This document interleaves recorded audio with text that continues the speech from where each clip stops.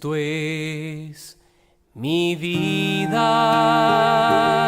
mi camino, mi corazón es del Señor.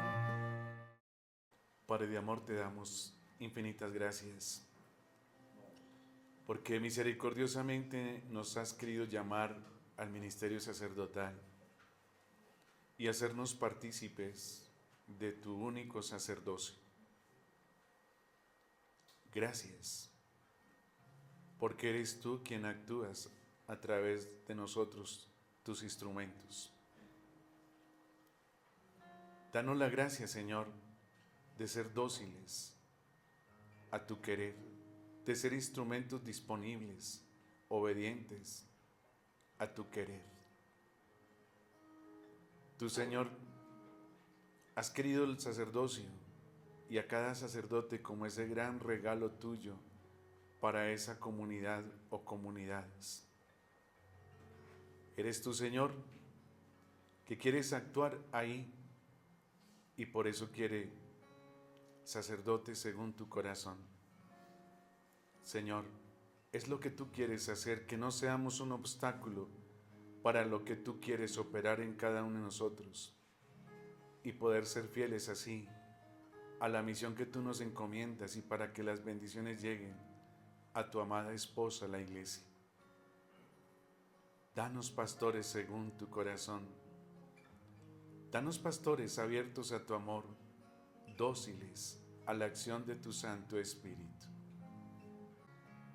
Espíritu Santo, Espíritu Santo, en el nombre del Padre, del Hijo y del Espíritu Santo. Amén.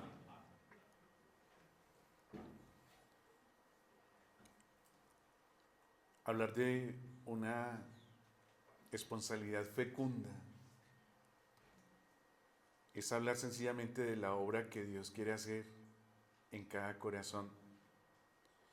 Y la fecundidad espiritual en nuestro ministerio no es fruto, no es el resultado de un activismo. Se puede hablar muchas lenguas, es decir, se pueden hacer muchas cosas, pero si no hay caridad, nada somos. Y aquí la responsabilidad fecunda es que nace precisamente de lo que Dios hace.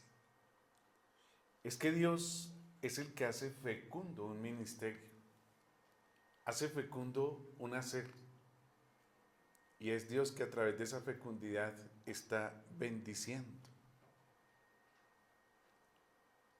Y Dios siempre está colmando de bendiciones a su amada esposa. Gracias a esa bendición que Dios nos da, es que hace que la vida sea posible y que sea una vida en el Espíritu. Y gracias a esa vida se sostiene y va en un crecimiento muy hermoso.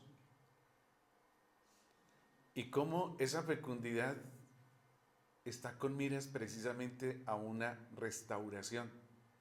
Ya lo veíamos en la enseñanza anterior, cómo nos sana y nos repara de esa infidelidad.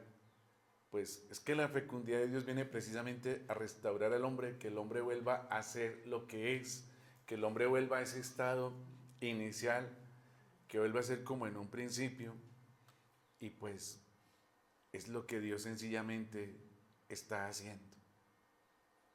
Y esto es, sencillamente, si el Espíritu Santo es el que está actuando en el corazón de ese instrumento.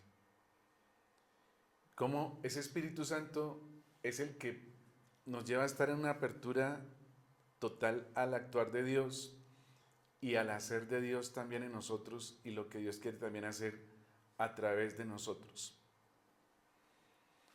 Cómo esta fecundidad es que es gracias a esa acción del Espíritu Santo que siembra en nosotros la mejor de las semillas, y es la semilla de la palabra para que dé fruto abundante. Una semilla que está asistida por una gracia sacramental, pues Dios así nos quiere. Dios nos quiere fecundos. Y aquí recuerdo el testimonio de una religiosa catalana que desde niña quería ser religiosa.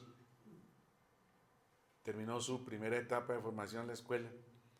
Mamá, yo quiero ser religiosa.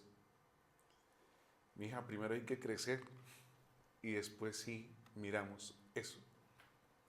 Terminó su bachillerato. Mamá, recuerde que yo quiero ser religiosa. Mi hija, hay que estudiar algo. Yo le costeo la carrera que tú quieras. Estudió biología. Se graduó. Madre, recuerde que yo quiero ser religiosa.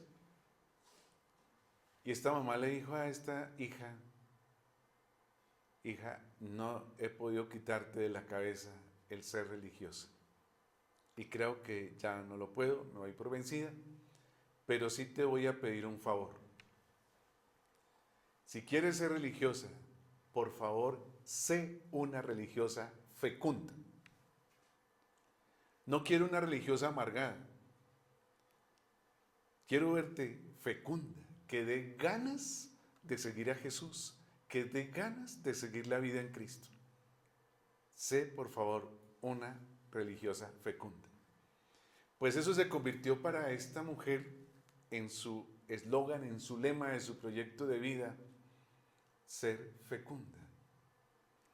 Y de hecho, sí que lo era. Doctora en Biblia. Las clases muy amenas. El diálogo de pasillo genialísimo. Y le preguntaba a mis compañeros, donde había uno que ella estaba en esa parroquia, ¿y qué tal es ella allá en la parroquia? Y dijo, no, excepcional. Así como lo es aquí, también lo es allá. Era una religiosa fecunda. Daba ganas de seguir a Jesús. Y eso es precisamente lo que el Señor quiere hacer a través de cada instrumento. Por eso nos eligió para estar con Él, y ese permanecer con Él nos envía, ¿sí? Y es para dar fruto, y un fruto fecundo. Y es un fruto precisamente de santidad, porque la semilla es la mejor asistida a través de una gracia sacramental, pues es que es una fecundidad totalmente divina. Por eso Dios nos ha querido elegir. Es que somos elegidos por amor, sí, por el amor, para estar en Él, para permanecer en Él. Es que es para permanecer en el amor. Para eso nos ha querido el Señor. Y es lo que nos ha dicho a través de esa frase tan hermosa que ya hemos mirado algunas veces, de Juan 15:16. Él nos ha elegido para ser sus amigos, para ese trato íntimo con Dios. La fecundidad precisamente de Moisés fue gracias a esa amistad que vivió con el Señor. El mismo texto sagrado nos viene a decir que Moisés trató como un hombre trata con un amigo. Así fue el trato tan amistoso que Moisés vivió con Dios. Y cómo esa fecundidad, pues sí, irradiaba exteriormente. Y una fecundidad que supo alimentar y sostener al pueblo en situación tan difícil como es un desierto. Animarlo, sostenerlo, acompañarlo. Sí, eso es un elegido. Es para vivir la amistad con Dios. Tristemente, cuando buscamos amistades que supuestamente nos entienden y nos comprenden, es cuando nos ha ido peor. Hemos fracasado, hemos sido heridos y hemos causado también heridas a otras personas, creando grandes vacíos, grandes desconciertos y desanimando a los pequeños en la fe, a los que están débiles. Por eso, el elegido es para permanecer en ese amor tan amistoso que Dios quiere. El hecho de permanecer en Él, el signo es los frutos. Esos frutos son un signo muy claro de cómo estoy viviendo mi amistad con Dios, cómo permanezco en Él. Si permanezco unido a Él, pues soy como ese grano de trigo que cae en tierra, que muere y que va a dar mucho fruto. Miren que esa fecundidad está precisamente en hacer ese proceso prácticamente de desaparecer, de menguar para que aparezca el gran fruto, para que aparezca el mismo Señor. Pues esa fidelidad es la que nos va a hacer totalmente libres, muy libres. Y qué hermoso vivir en esa libertad y amar en esa libertad. Y poderle decir a las personas, sí, los amo, y con un corazón totalmente libre. Pues ese gran fruto es la santidad.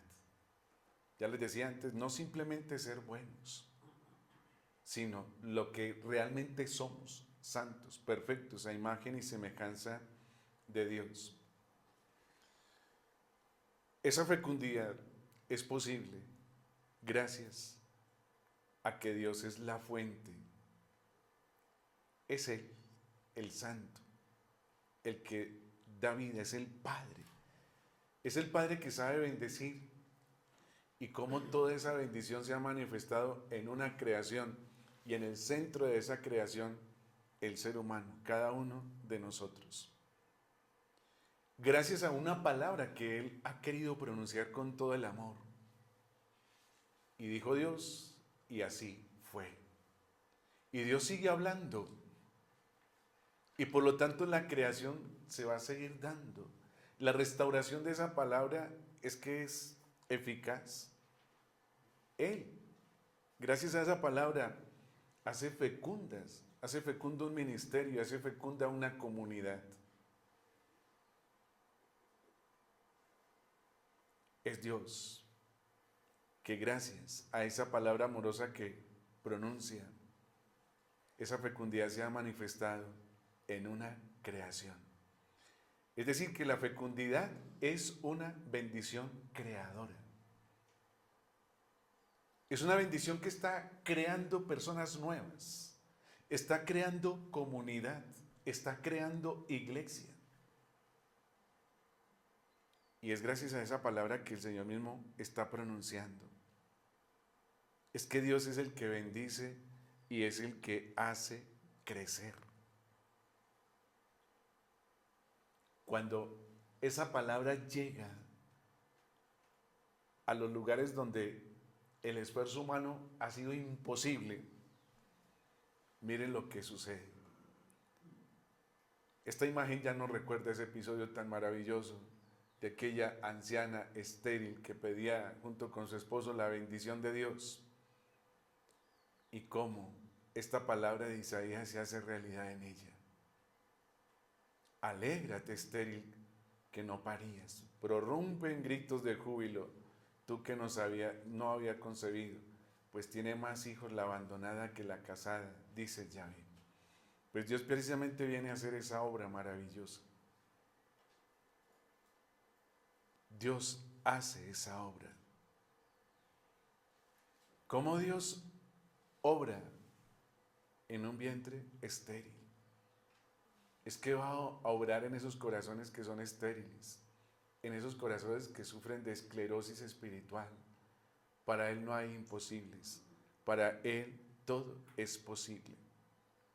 Sí, Dios está obrando ahí y hace crecer su obra de una manera muy especial. Pues la fecundidad se conoce por los frutos. Y es lo que nos dice el Señor de una manera muy especial en Mateo 7, 16 al 18. Por sus frutos los conoceréis. El árbol se conoce por los frutos. Y esos frutos que son excelentes que son apetecidos, es un árbol que es visitado. Es un árbol al cual llegan y disfrutan de esos frutos. Nuestros fieles, esa amada esposa, seguro que va a disfrutar de esos frutos que nosotros producimos, de lo que le permitimos al Señor hacer y que va a ser de mucha bendición. El Señor quiere encontrar en cada uno de nosotros los mejores frutos, frutos totalmente divinos, no los frutos del mundo. Para eso acude a cualquier otra persona. Espera frutos divinos. Espera frutos de santidad. Si hay una amistad con un sacerdote, es que esa persona quiere es un sacerdote y frutos de sacerdote. Porque tristemente, por querer llegar a las personas, por querer ser cercanos, la verdad, alejamos más de Dios. Me decía una amiga, es que yo cuando salimos, las dos hermanas salen con ese amigo sacerdote, me decían, tristemente escuchaba esto, pues la verdad nos sentimos como saliendo con un compañero, igual que con un compañero de clases, porque hablan lo mismo, los chistes son los mismos. Sí, wow, esperan algo diferente, me lo decía una joven. El mundo, las personas, esperan frutos totalmente divinos, no mundanos. Pues esos frutos son un signo de nuestra permanencia en Dios. Y los frutos, pues que Dios produce, son frutos totalmente divinos.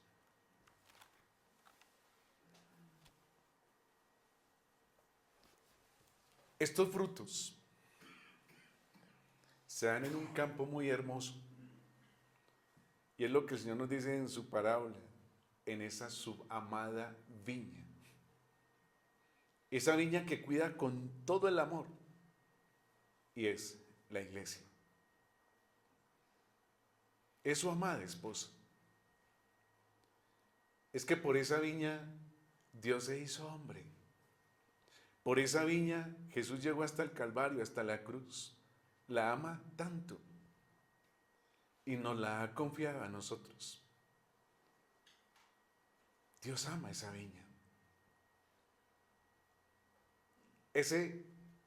Esa parroquia, esa comunidad donde Dios nos ha colocado, es su amada viña, su amada iglesia, su amada esposa. Y qué bueno escuchar de sacerdotes que se entregan totalmente por esa viña. Y creo que a todos nosotros los sacerdotes nos ha marcado la primera comunidad donde hemos estado. Como esa novia que ha marcado nuestra vida ministerial. Y eso nunca se olvida, esa primera parroquia donde estuvimos. Yo solamente he tenido la oportunidad y la dicha de ser párroco una sola vez. Creo que eso tan bueno no vuelva a repetir, donde Dios me quiera tener. Esa amada viña es que es hermosa.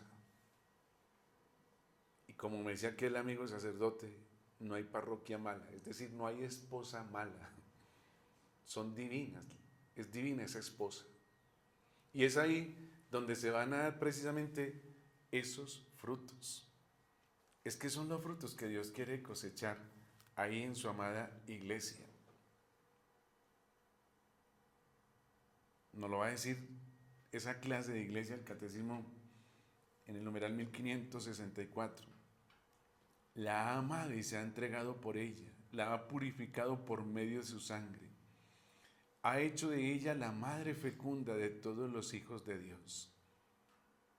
Es ahí, en ese ambiente eclesial, donde se van a dar esos frutos, signo de una fecundidad totalmente divina. Y pues ahí, frente a esa amada esposa, su iglesia, pues ha querido unos instrumentos. Mateo 7, 16 al 18. No es un texto bíblico, ahí se me faltó colocar el confer. esa unidad con Jesús, al Padre, en una entrega, en una donación total de nosotros mismos, va a ser posible que seamos sus instrumentos. Él es el sembrador. Simplemente nos toma a nosotros como sus instrumentos para hacer posible esa obra maravillosa ahí en ese campo de la amada viña. Cómo gracias a esa unción y a esa acción del Espíritu Santo en el día de nuestra ordenación, quedamos marcados con un carácter especial, como sacerdotes, como presbíteros y participando del único sacerdocio de Jesús. Hemos sido marcados y es una marca indeleble. Nada ni nadie ni el fuego eterno podrá eliminar esa marca. Y esto nos lleva a identificarnos con Cristo sacerdote para actuar precisamente en nombre de Él. Somos esos instrumentos a través de los cuales Dios quiere absolver, quiere bendecir, quiere consagrar, quiere ungir, quiere asistir. Sencillamente nosotros cooperamos con Él. Y nuestra cooperación es dejándonos tomar por manos de Él. Dejándonos tomar en la palabra y en la vida sacramental. Él hace esa obra. Es que quedamos consagrados como verdaderos instrumentos de la nueva alianza a imagen de Cristo sumo y eterno sacerdote. Verdaderos sacerdotes de la nueva alianza. De esta alianza que Dios ha querido sellar ahí en el Calvario. Es que estamos hechos para ser esos instrumentos. Sacerdare, ¿sí? Dar lo sagrado. Es para representar al mismo Jesús, al mismo Cristo. Si Cristo ha venido a hacer la voluntad del Padre, pues el sacerdote, cada uno de nosotros estamos hechos para hacer la voluntad del Padre en medio de un mundo. Y por algo en esa oración sacerdotal Jesús nos entiende y nos ayuda con su oración. Están en el mundo, pero no son del mundo. Padre, por ello ruego. Nos ha colocado en el mundo para hacer sus signos, no para ser mundanos.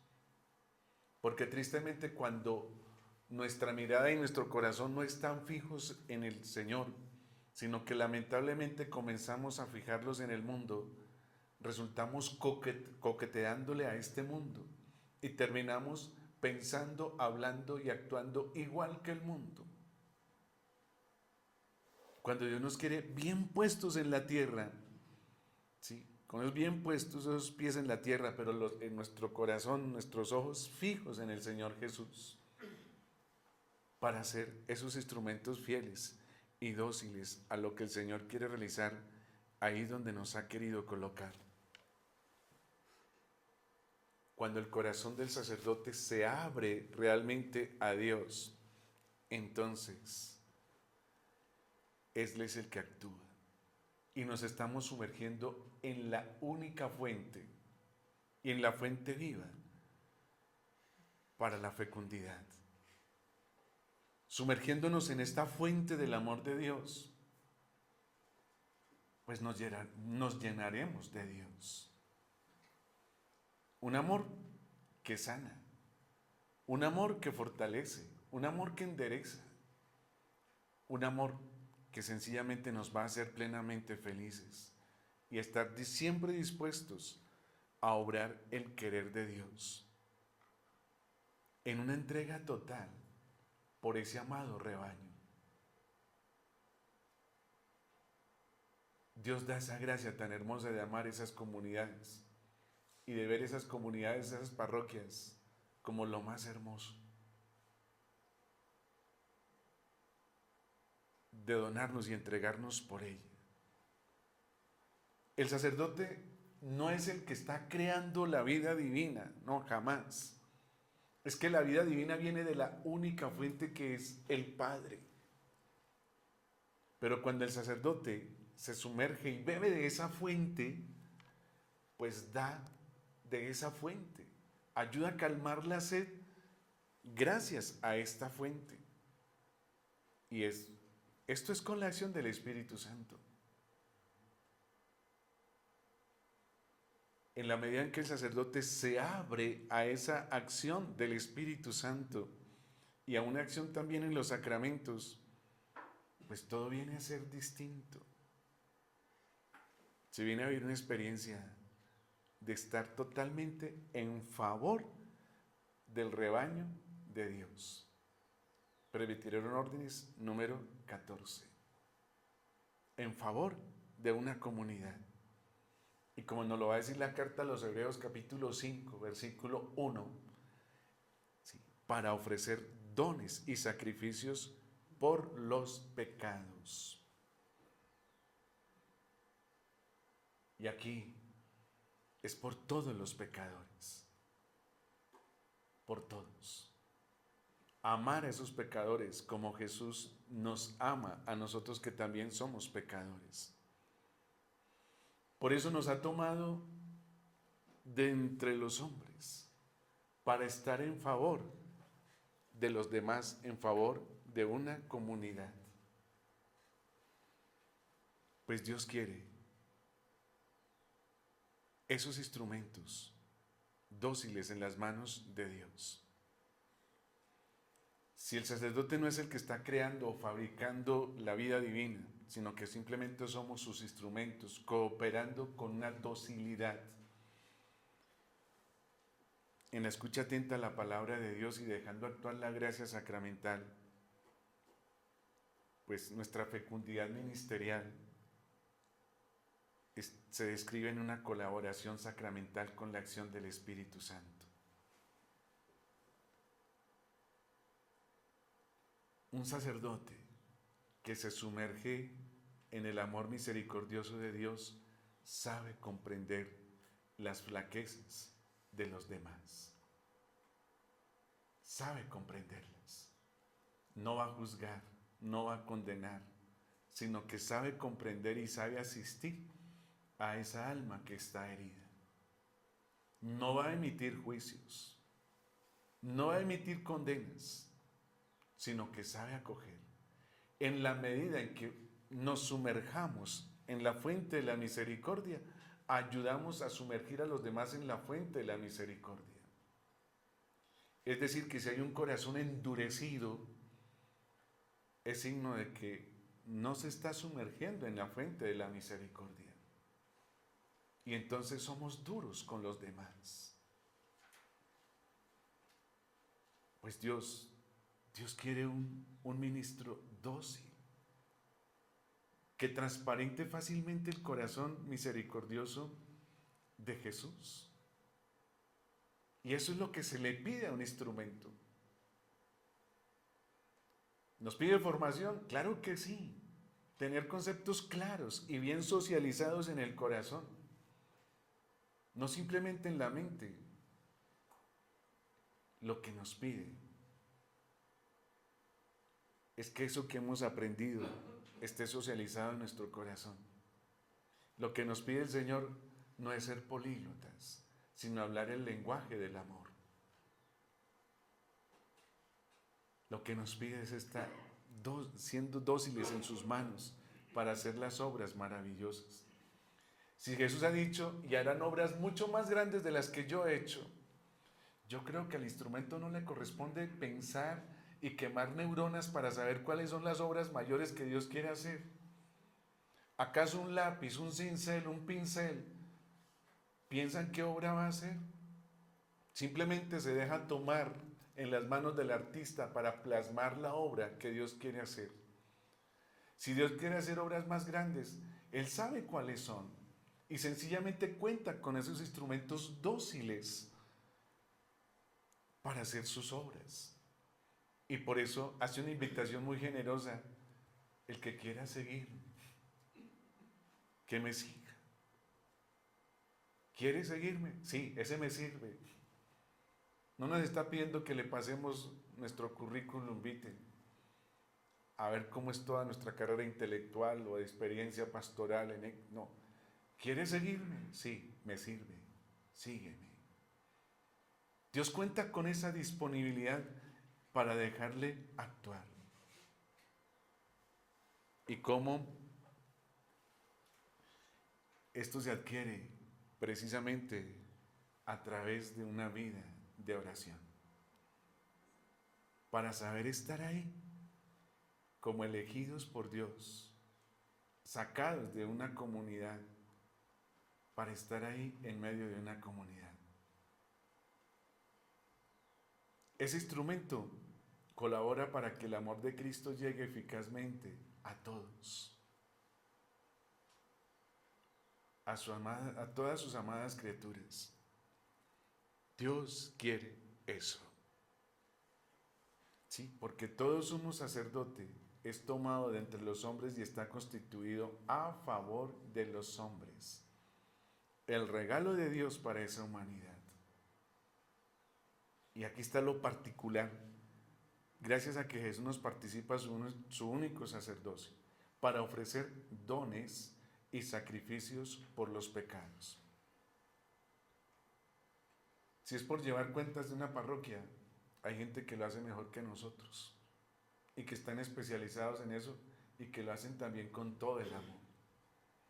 Si es para dirigir obras, es que hay ingenieros y arquitectos que también lo saben hacer muy bien. Dios nos quiere en esa parte tan sagrada, ¿sí?, para ofrecer dones y sacrificios. Y esa cooperación con lo que Dios quiere hacer es que nace precisamente de un ambiente de oración, de un alma orante, de un alma que entra en relación con Dios. Se necesita la oración. Y aquí la oración entendida como ese encuentro íntimo con Dios, de ese diálogo personal con Dios, como lo hacía Moisés con Dios. Porque tenemos un problema nosotros en la oración. Que le dediquemos tiempo al Santísimo, sí, le dedicamos tiempo, estamos ahí. Y tal vez sí preparamos muy bien la homilía. Pero lo que hay que cuestionar es cómo está haciendo nuestra oración. Porque se supone que es un diálogo. Pero a veces convertimos la oración en un monólogo, en el que le hablo y le hablo y le hablo y le hablo y no me canso de hablar. Media hora, una hora, ¿y ahora qué le digo? No, pues tocó rezar aquí esto, tocó hacer esta novena, tocó esta lectura. No estoy en contra de eso, hay que hacerlo en clave de oración. ¿Qué es lo que Dios me quiere decir? Y eso implica el silencio.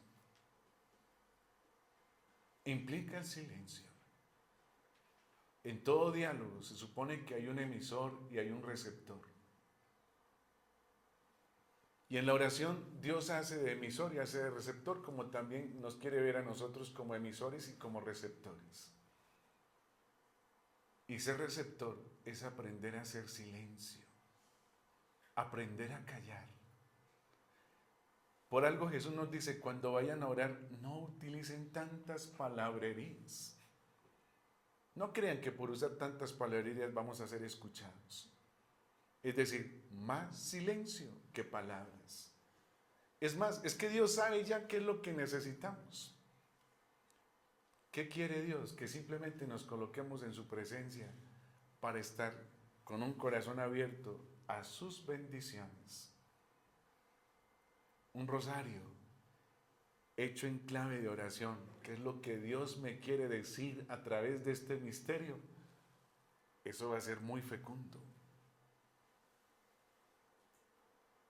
Una homilía en clave de oración va a ayudar muchísimo. Por eso nos pide orar.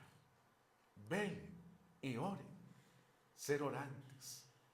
Si nos ha dicho, ya no los llamo amigos, ya no los llamo siervos, sino amigos. Porque un siervo no sabe lo que hace su Señor. Es porque Dios nos quiere contar los secretos del reino y los cielos. Y esto lo han entendido muy bien los santos, los místicos, y que gracias a esa experiencia nace una teología. Pues Dios nos quiere en esa experiencia maravillosa de la oración, de ese encuentro íntimo con Él. La oración ayuda mucho. La oración es que hace fecundo todo un ministerio. Hace fecundo toda una labor pastoral. Nos quiere ver orantes. Y por algo le dijo a los discípulos, velen y oren para no caer en la tentación. Velen y oren. Y es estar vigilantes. Es como lo hace un centinela frente a una misión que se le encomienda de custodiar una zona, una muralla. El centinela va a estar vigilante de toda la muralla y por supuesto de las zonas más frágiles, de aquellas zonas más vulnerables. Eso es ser vigilante y orante, orando por esas zonas frágiles, por esa misión que se le ha encomendado.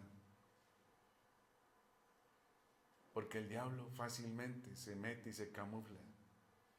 Y la oración nos va a ayudar precisamente a estar vigilantes y a ser fuertes. Para algunos, la muralla, la parte frágil de la muralla puede ser el dinero. Para otros, los vicios. Para otros, la parte afectiva, sexual. Para otros puede ser el trabajo, el activismo. Para otros puede ser el poder.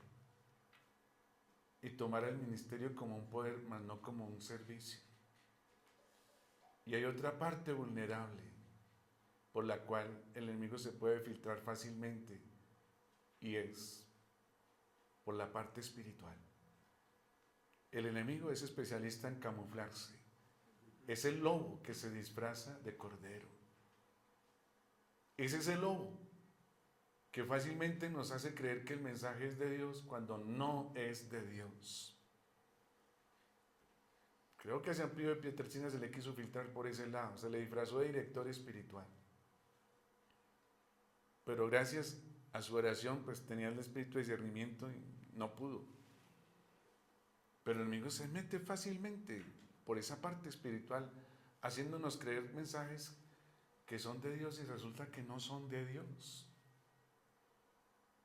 Y ojo con esos instrumentos humanos que creen que lo que están diciendo es palabra de Dios. Ahí es más peligroso todavía. Alguna vez me regalaron un buen paquete de hojas que supuestamente eran mensajes que Jesús hablaba, como una resma, y yo aquí ahora leo eso con todo lo que tengo que hacer. Señor, regáleme un mensaje para saber si esto es tuyo o no.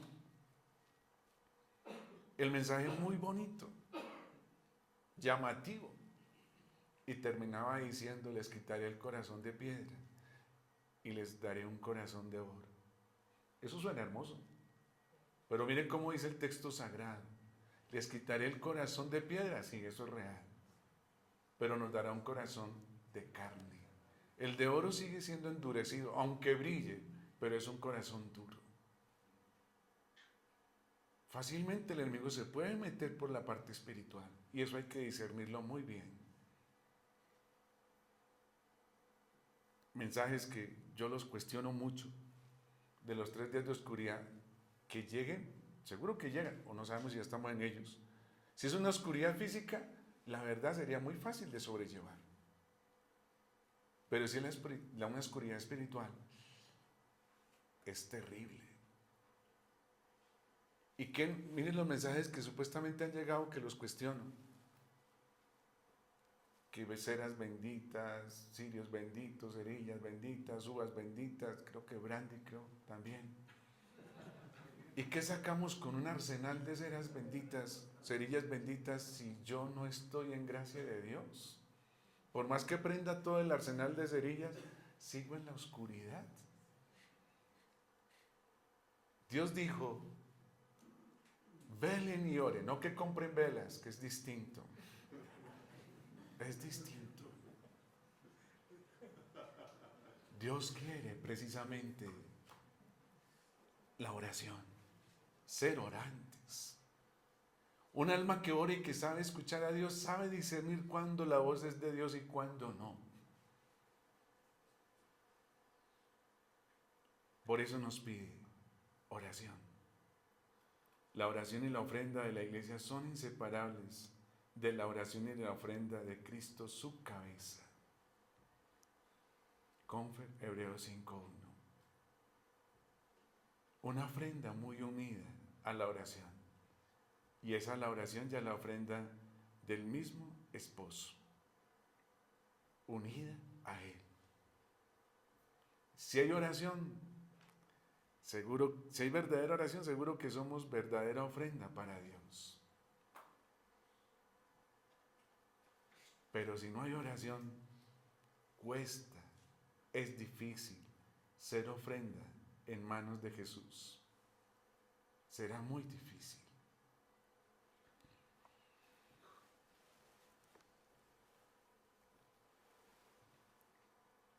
Es que a través de un ambiente de oración y de ser ofrenda, habrá una cosecha muy fecunda. Esa semilla seguro que va a germinar, que va a producir fruto.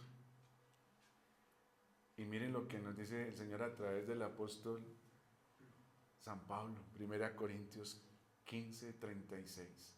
Necio, lo que tú siembras no recobra vida, sino muere. Y por eso tal vez muchas veces nuestro apostolado es estéril. Estéril. Y aquí, para que esta semilla dé el fruto que se necesita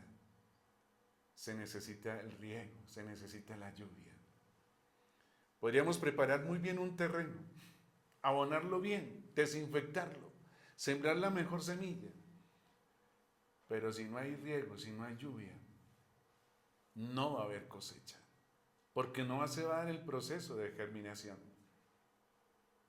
Podríamos preparar los mejores planes pastorales, pero si no hay oración, no va a haber fruto de esos planes pastorales. Lo que la lluvia es para la siembra, lo es la oración para nuestra vida ministerial. Esa oración va a ser fecunda, muy fecunda nuestra labor ministerial. Por eso nos quiere orantes, muy orantes. Esta fecundidad es que está sostenida gracias a una vida sacramental. Gracias al actuar de Dios en los tesoros de la iglesia, que son los sacramentos. Dios sabe que necesitamos de estos sacramentos y por eso los ha querido instituir y nos los ha regalado.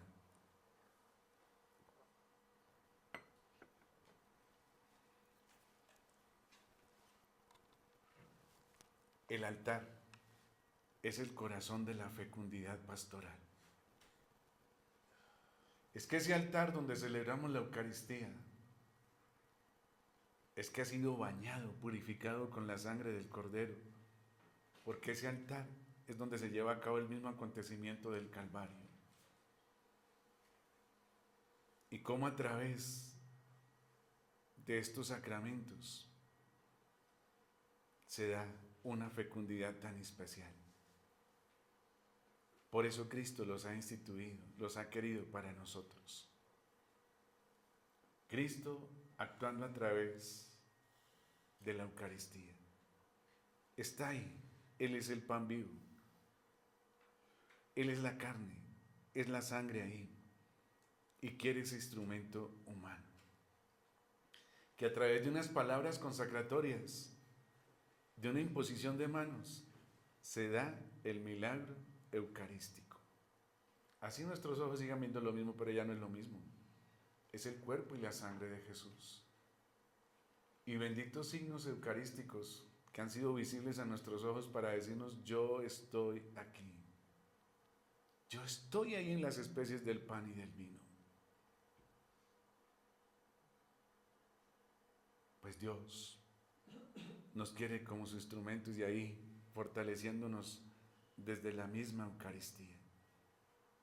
Es que es en la Eucaristía donde hace actual la nueva alianza. La nueva alianza se llevó a cabo allá en el Calvario y celebrada sacramentalmente en la institución de la Eucaristía.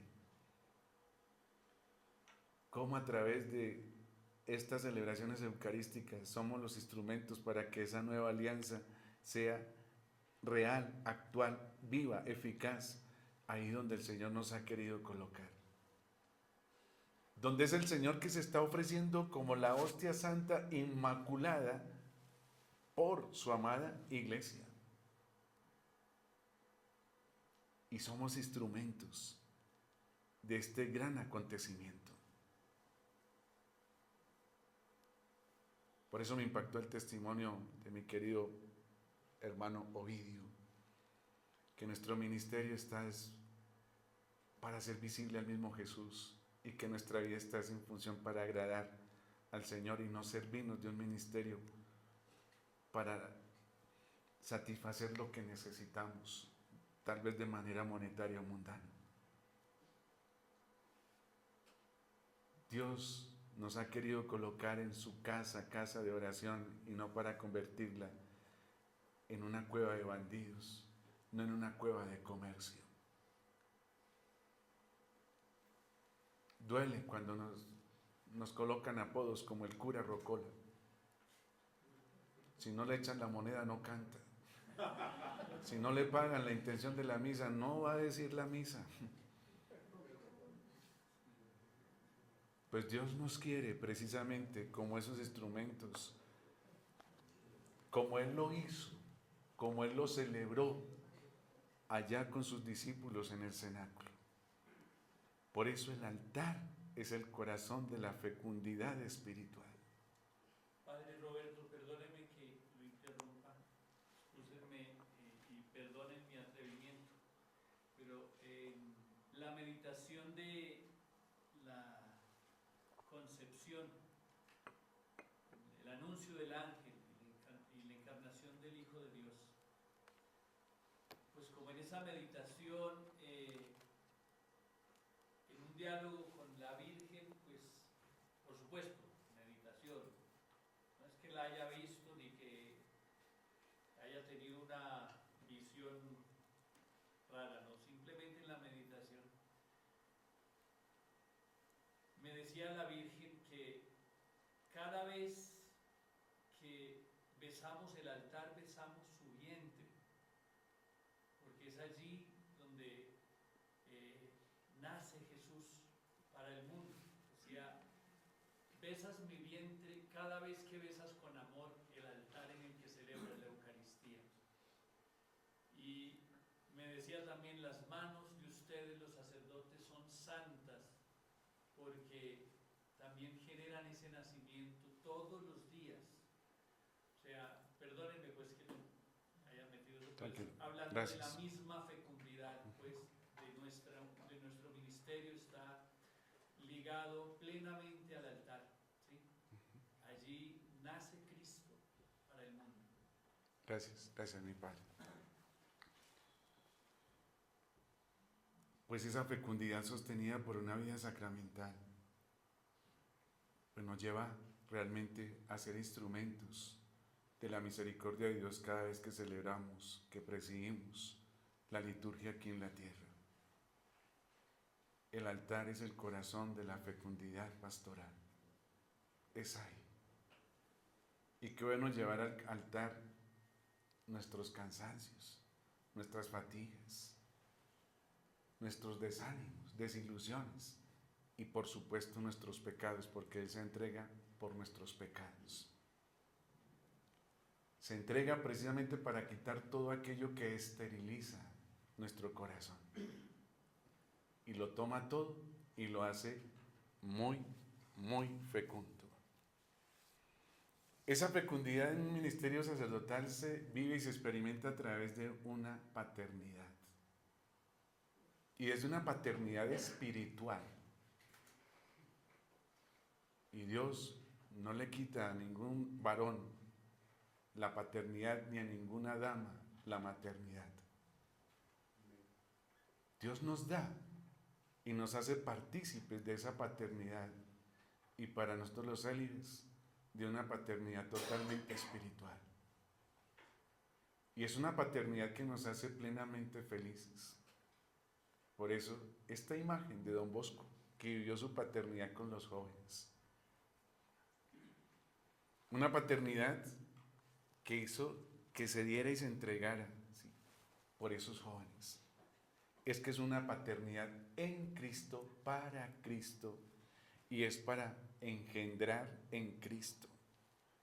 Es para hacer visible la única paternidad, es la de Dios. Y el sacramento está precisamente para eso. Y ver cómo esa paternidad, el momento cumbre, es en la cruz. Porque allí en la cruz es la cumbre de la esponsalidad, donde se evidencia y se desborda la paternidad. Dios amando hasta el extremo a su amada criatura. Por algo que nos llamen padres, padrecitos, es por la paternidad que Dios nos da y que los laicos experimentan en nosotros. Y esto es lo que Dios quiere. Tristemente, cuando no disfrutamos de una paternidad espiritual, se ha buscado una paternidad biológica y que no estamos hechos para eso. Porque Dios llama a otros para vivir una paternidad biológica. Nos ha querido partícipes de esa paternidad espiritual, de esa paternidad divina. Y nos ha querido ahí para representar precisamente esa paternidad para con todos. Esa fecundidad, sí, les presento aquí esta fórmula sencilla, no sé cómo llamarla, si regla de 3. La palabra más los sacramentos, sostenidos por una vida de oración, van a producir un ministerio fecundo. Si no hay palabra, si no hay esa escucha atenta a la palabra de Dios, si no hay vida sacramental, si no hay oración, no va a existir un ministerio fecundo. Nos convertiremos en asalariados, pero no hay ministros del Señor. Dios por eso quiere esa experiencia fuerte en el corazón del ser humano para vivir esa paternidad. Es lo que ha experimentado Pablo. Entonces saco por ejemplo, este texto de Filemón, versículos 10 al 10. Te ruego a favor de mi hijo, a quien engendré entre cadenas, Onésimo, que en otro tiempo te fue inútil, pero ahora muy útil para ti y para mí. Pablo está hablando de una paternidad espiritual. Ese es hijo Onésimo que ha engendrado en la fe. También nos lo viene a decir en otro texto, Gálatas 4:19, hijitos míos. Son expresiones de Pablo. Es que él está vibrando con una paternidad espiritual y por eso dice, hijitos míos, por quienes sufro de nuevo dolores de parto hasta ver a Cristo formado en vosotros. Pablo vive esa paternidad, que es una paternidad a través del Evangelio. Nos lo viene a decir también en 1 Corintios 4:15, pues aunque hayáis tenido 10,000 pedagogos en Cristo, no tenéis muchos padres. He sido yo quien por el Evangelio os engendré en Cristo, a través del anuncio de la buena nueva, a través de ese anuncio evangélico. Es Dios como quiere vivir esa paternidad con un pueblo a través nuestro. Es que la paternidad del presbítero representa a Dios Padre. Y una paternidad que se va a dar a nivel sacramental, colaborando, siendo esos instrumentos para que la gracia llegue de Dios a través de esos sacramentos. ¿Cómo esa paternidad? Es que es comunicación divina, estamos comunicando a Cristo mismo. Y es a través de una invocación del Espíritu Santo. Es el Espíritu Santo el que fecunda. Es a través de una proclamación de la palabra, de la siembra de la verdadera semilla, a través del servicio de los sacramentos. Es la forma como el Señor sencillamente comunica todo y hace fecundo un ministerio. Por eso la paternidad es que es una autoridad sagrada. Es la autoridad de Dios Padre, de Dios Papá. Y miren esa hermosa parábola que Jesús nos ha enseñado, del buen samaritano. Cuando se dio una paternidad espiritual, aprendemos a ver con amor, a ver las miserias con amor, a no juzgar, a servir, a bajarnos de la cabalgadura y a dedicarle tiempo a la persona. Una paternidad que conduce con compasión. Sabe compadecerse, padecer con el que sufre. Y esto es con un corazón totalmente manso.